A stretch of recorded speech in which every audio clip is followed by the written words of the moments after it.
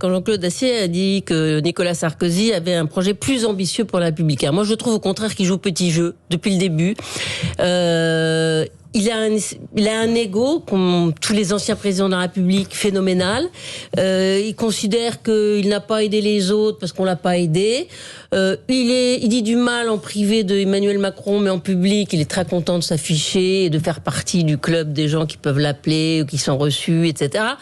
Donc voilà, il joue assez perso et je pense que dès le début, il aurait dû aider sa famille à résister à l'emprise macronienne, parce que c'est la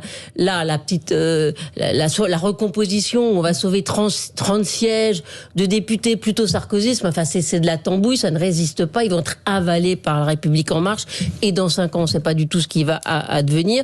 Donc je trouve que c'est vraiment jouer des petits intérêts personnels de clans. Je ne trouve que ça n'a pas de hauteur de vue. Ce qui manque aux Républicains et ce qui a manqué à Valérie Pécresse, c'est une réflexion. Je crois que Valérie Pécresse a fait cette campagne comme on passe un oral de l'ENA, c'est-à-dire qu'elle était bien sur tous les sujets, mais il n'y avait aucune originalité, il n'y avait aucune tripe, il n'y avait aucune pensée, il n'y avait pas d'amour de la politique, comme on peut l'avoir quand on fait les marchés, quand on fait ça et qu'on a envie de faire passer un message.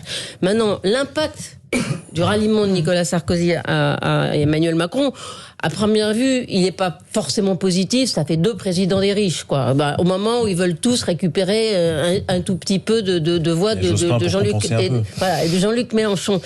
Mais pour le moment, je pense que